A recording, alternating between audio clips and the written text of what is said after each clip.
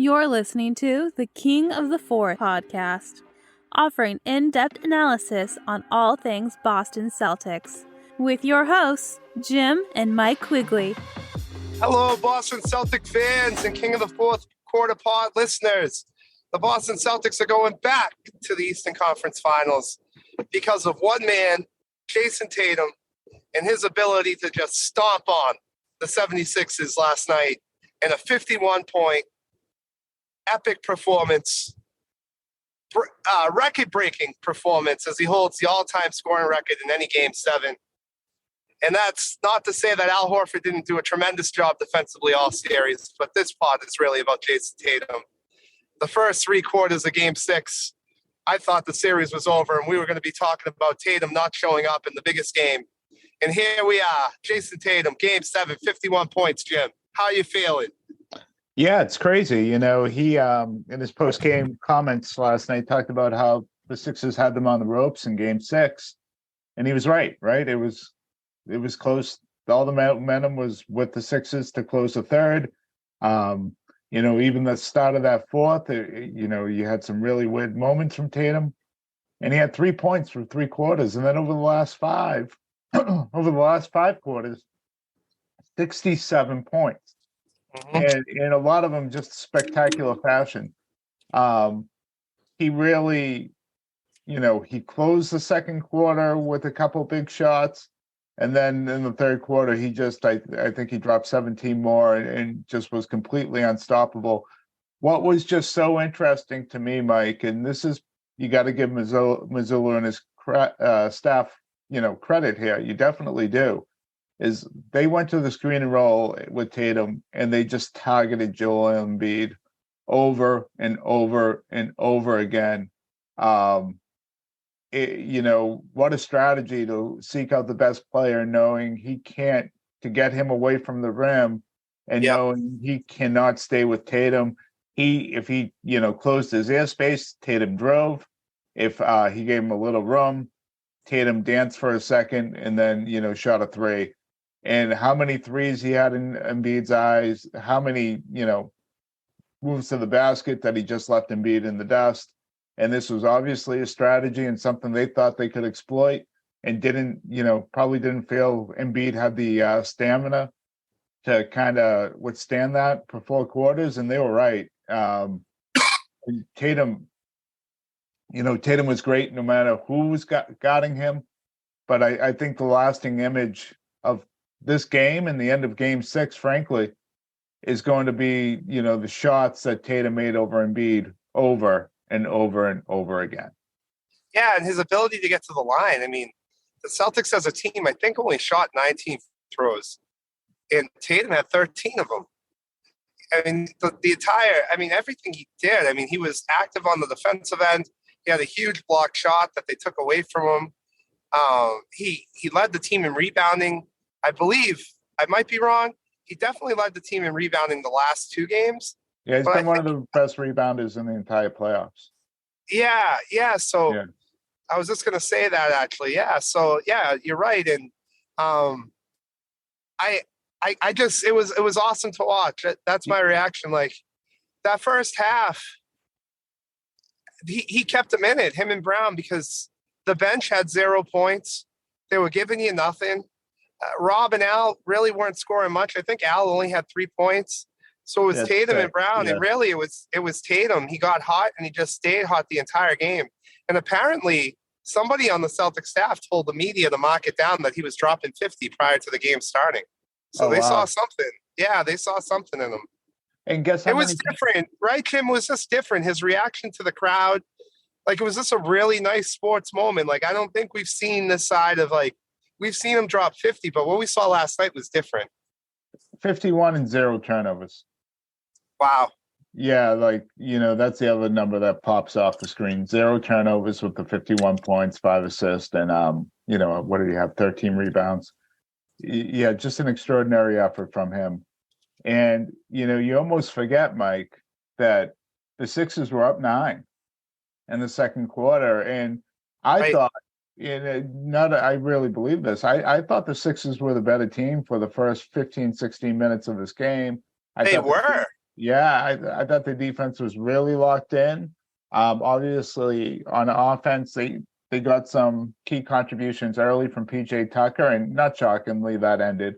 But they just really they were a lot more connected on the defensive end. They weren't giving up any threes. Everything was toughly contested. They weren't giving up really fast break opportunities, and when they did, they recovered well and forced misses from the Celtics early in that game. Through the first 15 minutes, you're watching this and you're thinking everything that Philadelphia needed to happen to stop this game. Role players, good defense, Celtics, missing free throws, and a lot of their role players not stepping up. You thought Philly, was getting that, and then you had the flagrant foul on James Harden, which what a stinker he put up, and it started there. Everyone said it was inadvertent, and it was, but it was typical Harden. I dropped the ball out of bounds. I'm going to flail my arms and body to make it look like I got fouled. Yep. He hit doing that stupid thing that he always does. And, the drama queen crap, he elbows Brown in the face. And that, that huge mistake sparked the Garden crowd. The Celtics got the 2 free throws, the lob to Rob, the steal by Brown. And the next thing you know, it's a 2-point game or whatever it was, and from that point on, it was, the seemed like the Sixers were always swimming into the stream. The Celtics grabbed momentum. You had that weird technical a little while after that, but the Celtics, like we said, were down 9 and end the half up 3. And you texted at halftime, just happy to be up 3, and you were right. And a lot of it was caused by that single moment of Harden, dropping the ball out of bounds and then flailing his arms because he screwed up, hoping he'd get 2 free throws out of it. Just a huge, huge swing in that game. Yeah, Harden was so bad, and the way they normally call games for him in the regular season, he didn't get that for much of this series, and I think that really impacted his game. I think he tries to depend way too much on the refs and has shown an inability to really score on his own when at certain moments. And he had some really great games in this series and some real duds. And him and Embiid were really ineffective last night. Embiid could not figure out Al Horford at all last night. We saw signs of it in Game 4 when the Celtics came back and then lost it down the stretch.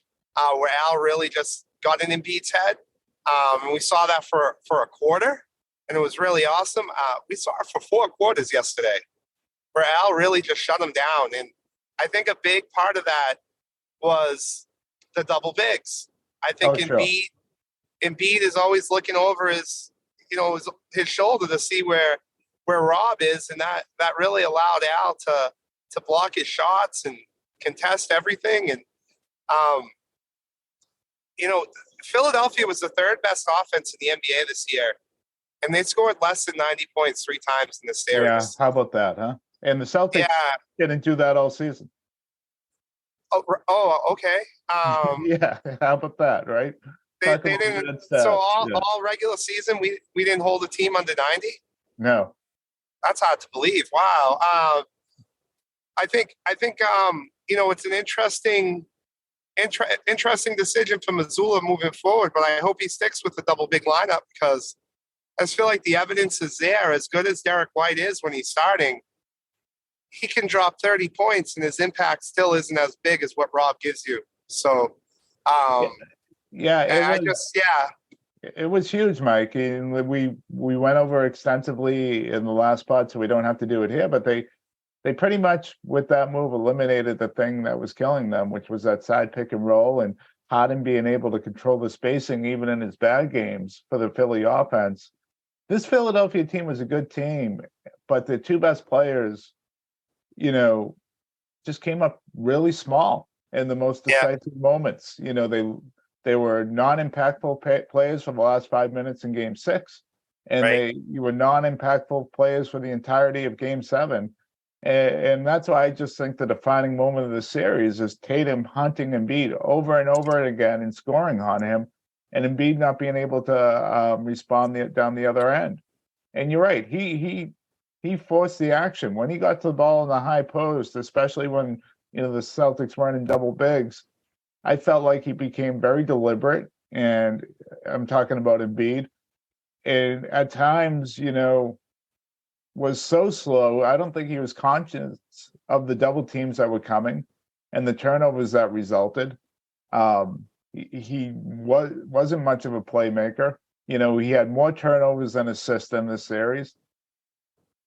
If you're a Sixers fan, this was your best shot, especially with Game 6. Tatum was correct. We referenced it earlier in the pod that they had the Celtics on the ropes, and their best players just did not come through. And once again, Sixers they got fans, home in the second round. Sixers fans are dumb. They're on Twitter saying trade Embiid. Yeah. I don't know what they're thinking there, but it's I want to. Well, Celtics fans would have been doing the same thing if Game 6 ended with Tatum. Yeah, it would have been the same stuff. And that's why sports are so great, right? You go in Tatum looks and the Celtics look toast, and you worry about this being a legacy defining game in Game 6, and at least part of his young career, and it would be the talk of the offseason, and the vitriol would have been second to none if that's how it ended. And then you flip the switch, and 72 hours later, he did what he did at the end of the fourth quarter and 51 points on 0 turnovers. And we're talking about this as maybe one of the greatest performances of all time in the playoffs. Just remarkable stuff. Really, truly remarkable stuff. And something I think, too, we've talked about it during the regular season, but not much in this playoffs, but the trades for Derek White and the trades for Malcolm Brogdon and the contract extension to Rob and Smart, Stevens deserves a lot of credit for bringing Al Horford back for building a really deep roster around these two superstars. I mean, Derek White is second team All NBA defense, and he's coming off your bench. Yeah. In Game 6 and Game 7. That's how deep you are. And I know we got on Malcolm Brogdon for his defense, but I really don't think we gave him enough credit in this series for the offense. No, that's a good point. He was consistent night after night with his scoring. Night after night. Even yesterday, he ended up with 12. He did. And as we look, we'll talk about it, but when we look forward to Miami, I think that Brogdon's going to play a huge role in that series because those guards aren't going to be able to match up with him. So it's really Brad's done a really good job building this roster, and Celtics are in a really good place right now. Yeah, and I think that's why this season is so huge to try to win it, because I think the new CBA is probably going to necessitate some, tough decisions for Brad this offseason. I don't see this full core coming back. I think obviously Brown and Tatum are definites. I think everyone else is probably not a definite. And, with the group you have here now and the depth and, the talent top heavy on this roster, you almost, this is the year. You're going to hate looking back at this if you're not able to pull this off. And so it's all right in front of them. And I know today and yesterday after the game and, maybe the coming days here, there's going to be a lot of piling on the Sixers. I will say this. I thought for the most part, that was a worthy opponent. Yep. They won one game, really, you could say, on their own in Game 4. I know the Celtics blew it down the stretch, but they controlled the Game 4 for the majority of it. I thought the Celtics handed them 1 and 5 with their lackluster effort, although they were great in Game 5. And I think this is probably the best opponent left. Maybe Denver might be a little better than Philly, so that's close. But this is in terms of what was left, and if the Philadelphia had gotten by you, they would be the Vegas favorites to win it right now. So it just goes to the bigger point that this is all in front of the Celtics. It really is. And, hopefully, and I'm not convinced of this, but hopefully they got it out of their system of playing with their food with these teams and just really are zoned in and focused in on what's in front of them, because these opportunities do not come around often, and there's no guarantee it will ever come around again. Yeah, no, that's a good point, Jim. And I don't know if I agree with the Vegas odds that Philadelphia would have been the favorite. I don't know if I would have picked Philly against LA or Denver. I certainly would have picked them versus Miami, but I think I would have went to the experience of LeBron and what he's shown us over Philly, and I would have. I just think Denver overall has a better roster, but yeah, I agree. It's right in front of the Celtics. So why don't we get your initial thoughts on this series coming up? Yeah, no, this is the zombie team, right? Mike, put yourself on mute. You call them like that. This is the zombie team, and the team that just won't die. And they lose Tyler Hero. They have undrafted guys within their rotation of Vincent and Strauss, and they play Kevin Love that is well past his prime, significant minutes. And then you have two really good players, one great player in Butler, and one really good player in Bam Adebayo. They are basing their offense, of really driving to the hoop, jump stopping, and either trying to, get fouled or find the open man by you reacting to their jump stop with overhelping. And I think it's just really important on the defensive end is just to stay solid. You don't have to overreact to their drives. You have the bodies to match up with Butler. Butler will still get his, but you have the bodies to match up with him. You have the bodies to match up with all their other guards.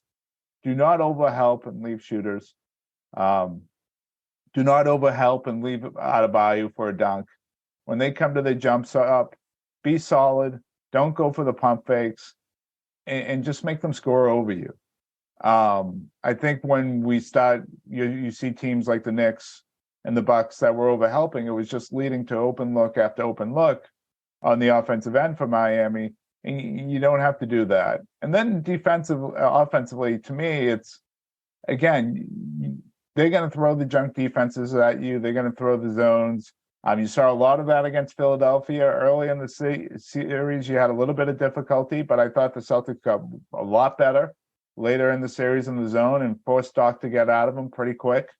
And Miami plays by this philosophy of it's like the Seattle Seahawks when they were, had that great defensive backfield and great D line.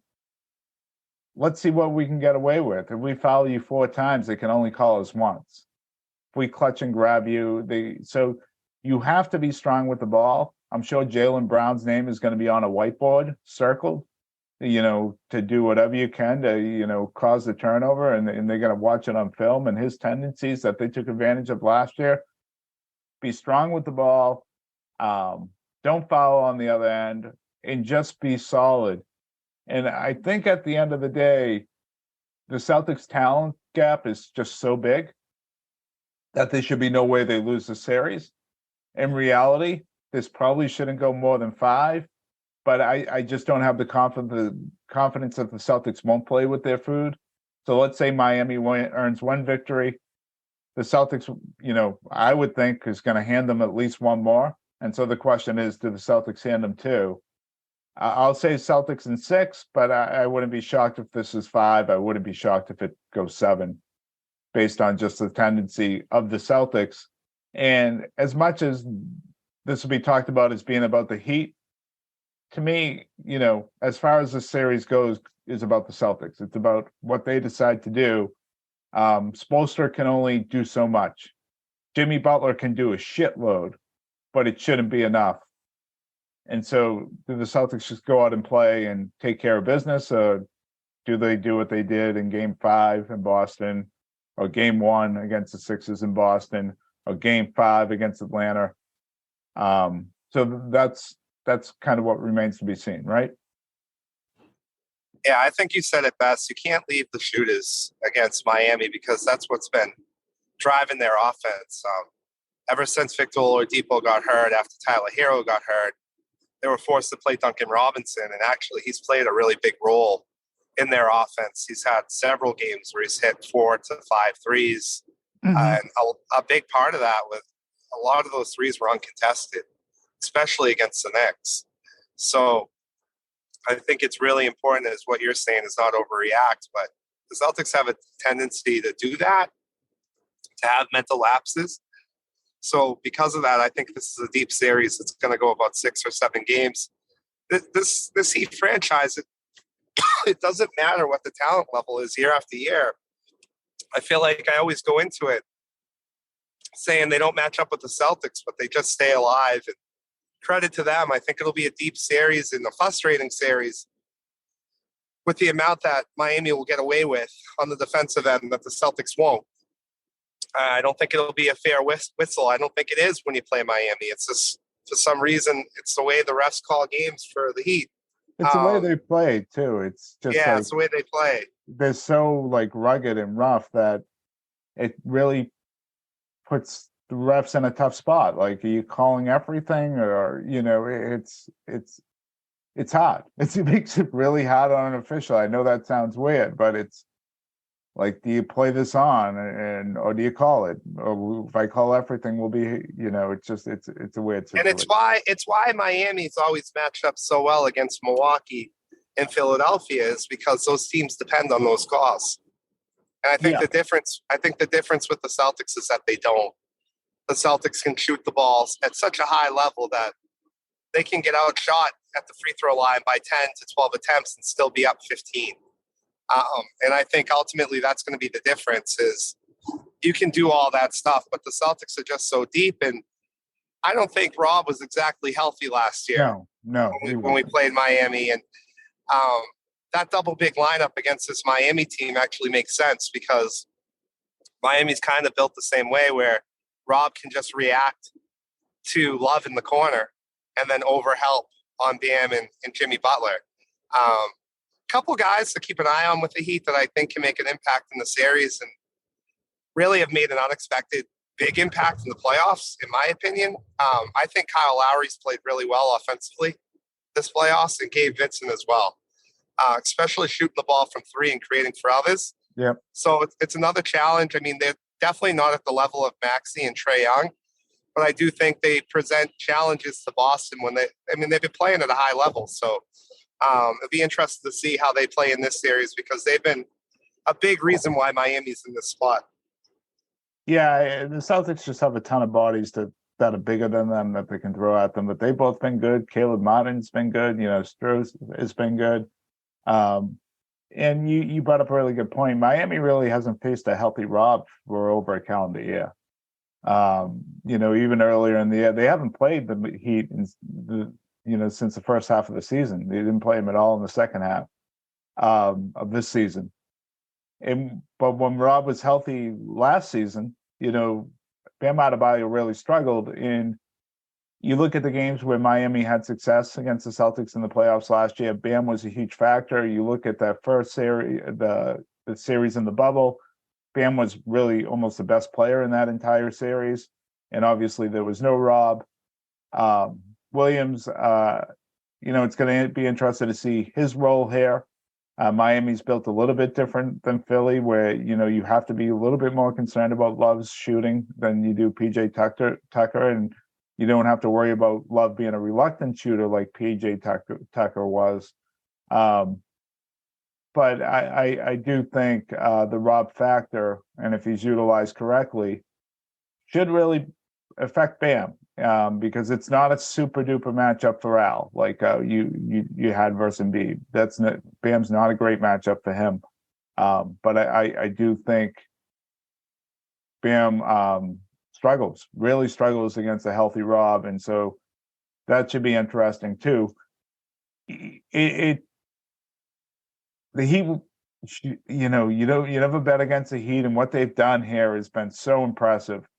But if you really look at it too, they won a series where in Milwaukee, where Giannis basically didn't play in 3 games, and then in the 2 that he did, they were up late in the 4th and completely choked it away as a team. And it's credit to the Heat; they caused some of it, but there was also just a meltdown from the Bucks and the coaches. Milwaukee against the Knicks, they earned it. Emmanuel quickly was out a lot, but they were also missing Hero and Victor Oladipo, like you said, and they earned it. But the Knicks were based off a playoff team that's based off the point guard scoring or Randall creating his own shots. The Celtics are just a completely different animal for the Heat, and I just think it's more about the Celtics, Mike. The more I think about this series, the more I talk about the series. Are the Celtics gonna fuck around, for lack of a better term, or are they gonna, do what they should do, which is blow doors and win this series in 5? I just don't know they have that mindset and will do that. I just don't know they're that team. And like with any playoff series, if you screw around enough, you leave yourself open for an upset, and certainly Bucks found that out. Yep. So I think it'll be interesting to see. Miami, I think, won 2 games in Boston last year. So let's see what kind of team comes out for Game 1 on Wednesday. I have a feeling if there's going to be a game that the Celtics give away, it'll definitely be Game 1. Yeah, you would think it happens a lot, in the Yeah. NBA, where the road team comes in and take Game 1. It would go to the MO of this team, where they come off a huge Game 7 win and they're feeling too good about themselves, and they come up short in Game 1. I really hope that doesn't happen. I hope they learn from it. I want to start talking about this team having the pedigree that the talent suggests that it should have, and it should now, right? You win games like you did in 6 and 7. It should carry over. It'd be nice that if it actually does. Would really be nice if it actually does. All right, Ken. All right. Well, we'll talk to everyone after Game 1. Go Celtics. Go Celtics.